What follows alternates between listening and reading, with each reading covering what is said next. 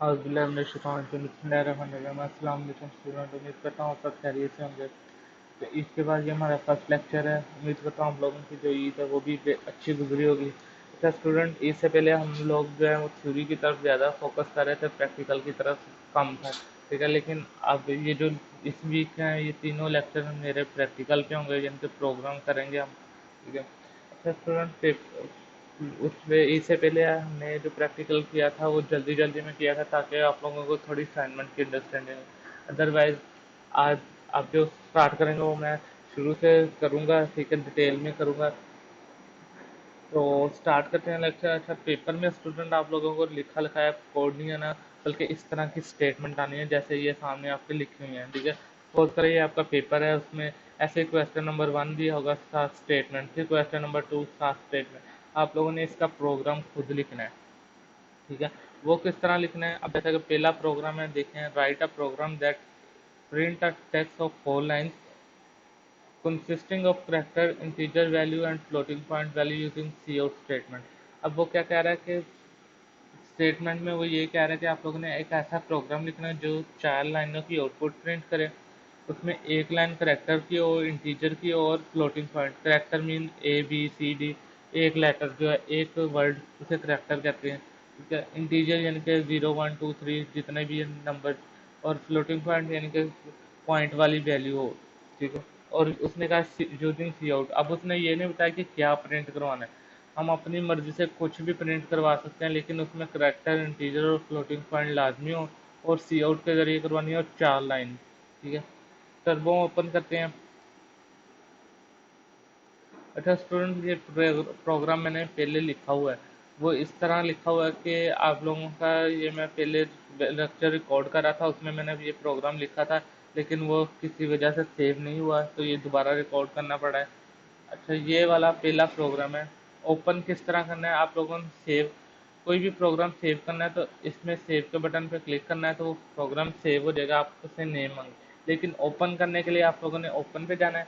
यहाँ पे आप लोगों के जितने प्रोग्राम सेव हैं वो सारे शो हो रहे हैं। ठीक है, अगर तो आप लोग यहाँ से नहीं, यहाँ पे ज़्यादा प्रोग्राम और आपको नेम याद है, तो आप जैसे यहाँ पे नेम लिख सकते हैं। ठीक है, ये प्रोग्राम आ गया, ये वाला प्रोग्राम है जो मैंने लिखा था, लेकिन किसी वजह से वो लेक्चर रिकॉर्ड नहीं हुआ, एरर आ गया, तो इसलिए वो गया प्रोग्राम।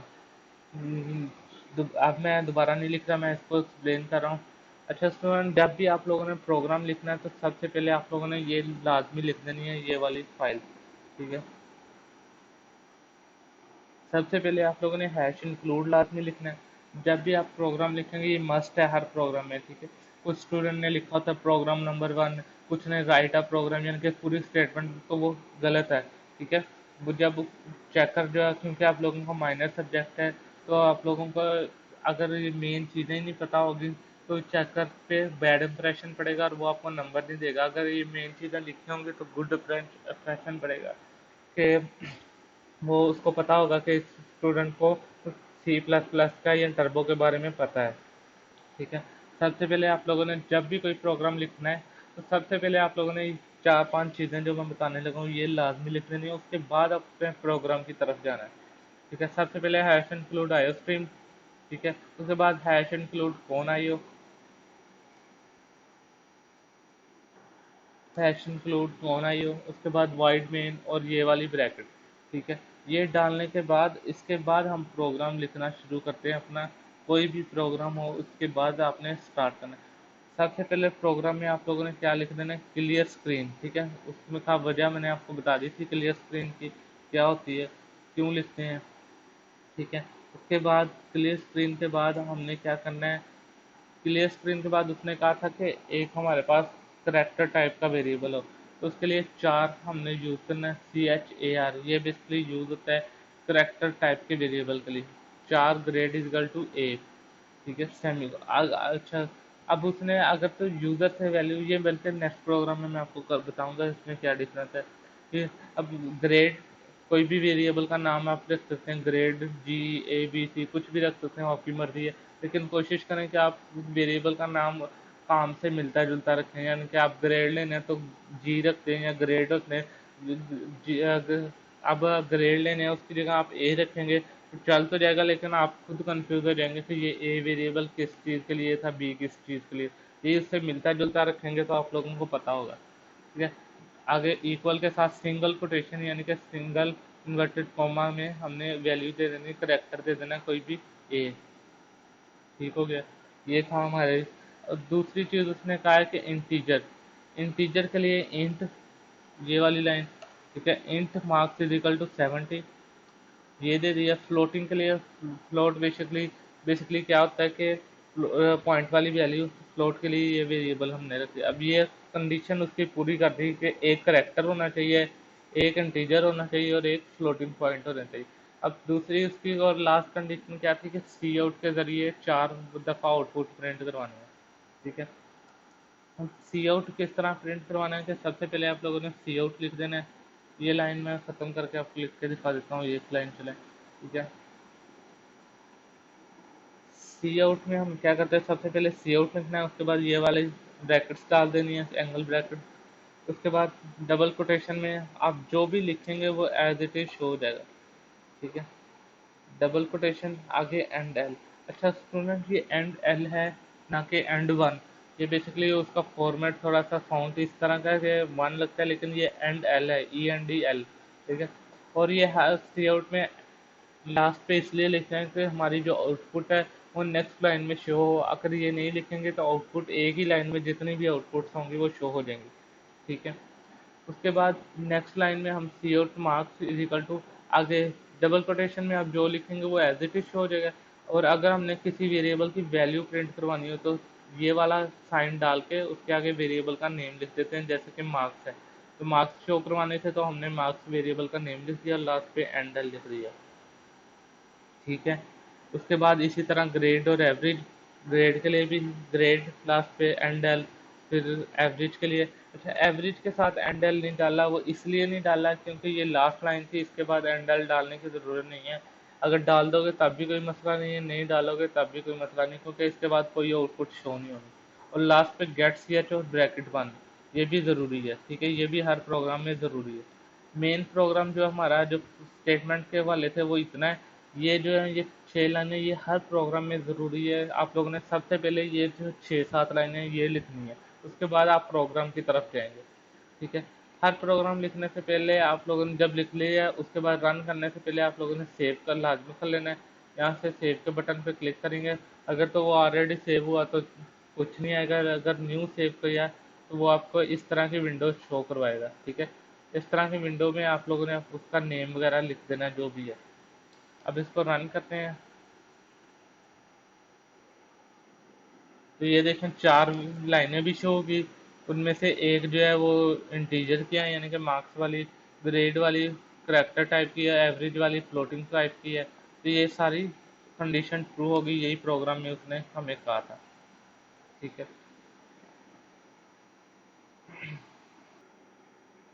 तो प्रोग्राम नंबर 2 और 3 ये फार्मूले वाले हैं, इनमें से एक प्रोग्राम मैं नेक्स्ट लेक्चर में खुद कर दूंगा, दूसरा आप लोगों ने करना है। ठीक है, कोई सा एक मैं कर दूंगा, दूसरा आप लोगों ने करना है। ठीक है।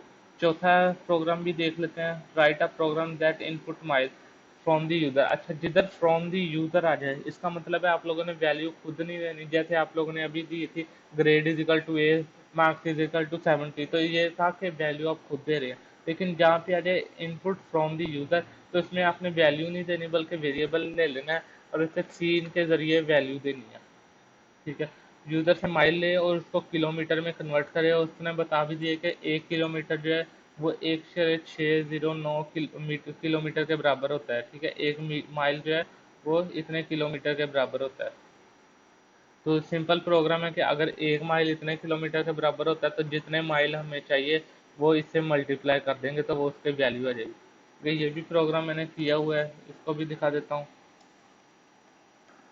अच्छा सेव प्रोग्राम को ओपन करने का बता दिया था पहले, भी दोबारा बता रहा हूँ कि ओपन पे क्लिक करना है। यहाँ से आप लोगों ने अपना ढूंढ लेना है प्रोग्राम, यहाँ पे होगा ये वाला माइल लिखा हुआ है। ठीक है, ओपन। अच्छा ये प्रोग्राम है, सिंपल प्रोग्राम है। यहाँ पे देखो पहले ये सारा कुछ लिख लेना है जो मैंने पहले बताया आप लोगों को, ये वाली दो दो लाइनें और ये वाली जो है 4-5 लाइनें लाजमी लिख लेना। उसके बाद जो काम शुरू होना है वो हमारा यहाँ पे होना है। अब क्लास यहाँ पे हमने दो वेरिएबल ले लिए इंटीजर टाइप के, माइल और किलो। अब cout int mile to convert into kilometre. अच्छा, ये लाइन अगर हम, आपने देखा होगा हर प्रोग्राम में कि सीन से पहले सी आउट लाजमी लिखा होता है, सीन के से ऊपर वाली लाइन में सी आउट लाजमी लिखा होता है। तो ये बेसिकली ज़रूरी भी है और ज़रूरी नहीं भी है।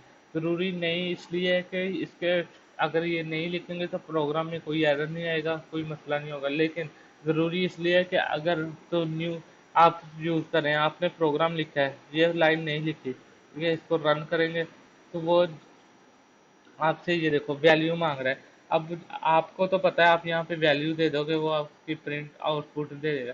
लेकिन अगर कोई ऐसा यूज़र जिसको नहीं पता कि प्रोग्राम किस चीज़ का है, ठीक है, तो वो यहाँ पे बेचारा बैठा सोचेगा कि अब हुआ क्या, ये क्यों ये ऐसे कर रहा है, कोई आउटपुट ही नहीं शो कर रहा। ठीक है, उसके लिए हम ये वाली लाइन लिख देंगे।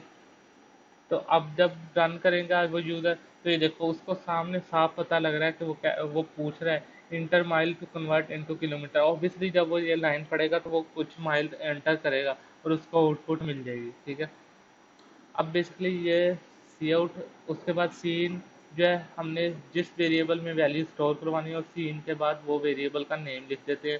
ठीक है, उसके बाद kilo is equal to mile multiply by ये वैल्यू। ये तो आप लोग मैथ के स्टूडेंट को पता है आप लोग। उसके बाद सी आउट हमने किलो करवा दिया। अच्छा, हमें इसमें ये जो वैल्यू है, ये नम वो उसमें पूरी वैल्यू नहीं मिली बल्कि राउंड ऑफ करके मिल रही है। इसकी क्या वजह है? वो ये वजह है कि हमने दोनों को इंटीजर ले लिया है। अगर आपको पता है कि एक वैल्यू जो है वो फ्लोट में आनी है या पॉइंट में आ सकती है, तो उसको आप कोशिश करें फ्लोटिंग में ले। अब जब हम इसको रन करेंगे तो उसकी वैल्यू राउंड ऑफ नहीं करेगा बल्कि पूरी पूरी ही देगा। ये देखो, ठीक है, 90.10 जो भी वैल्यू बनती थी 56 माइल्स की, वो आपने उसमें दे दी। अच्छा स्टूडेंट, एक और चीज़ है कि आप लोग, ये आउटपुट हमारी ठीक है, प्रोग्राम ठीक है, लेकिन आप क्या कर सकते हैं, आप इसको मज़ीद बेहतर कर सकते हैं। जैसे कि मैं अब यहाँ पे लिख देता हूँ सी आउट डबल कोटेशन माइल जो वेरिएबल है। ठीक है, उसके बाद फिर ये डबल कोटेशन में मैं लिख देता हूँ माइल्स इज इक्वल टू, फिर ये वाला।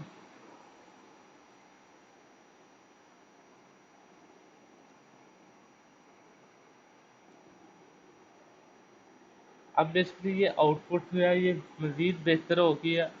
तो आप लोग इस तरह भी कर सकते हैं। ठीक है, जितनी प्यारा आप आउटपुट या जितना अच्छा प्रोग्राम होगा उतने चांसेस ज़्यादा होते हैं मार्क्स मिलने के। अब ये देखो, जब मैं यहाँ पे एंटर करता हूँ तो ये देखो साफ, तो कितनी अच्छी आउटपुट आया कि 67 माइल इज इक्वल टू 107.80 जो भी वैल्यू और किलोमीटर।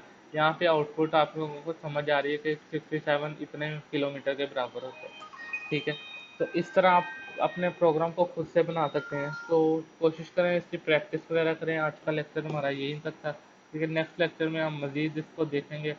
तो स्टूडेंट, यहाँ पे आप लोगों ने क्या करना है, यहाँ पे आप लोगों ने प्रोग्राम नंबर 5 और प्रोग्राम नंबर 7, इन दोनों को आप लोगों ने खुद करना है। ठीक है, प्रैक्टिस करनी है। टर्बो सी प्लस प्लस आप लोगों के पास मौजूद है, एरर आता है आप मुझसे पूछें, लेकिन इसकी प्रैक्टिस लाजमी करनी है क्योंकि पेपर भी आप लोगों को इसी फॉर्म में आना है। तो अगर प्रैक्टिस नहीं करेंगे तो आप लोगों के लिए मसला होगा, फंस जाएंगे आप लोग। ठीक है, मिलते हैं नेक्स्ट लेक्चर में, तब तक के लिए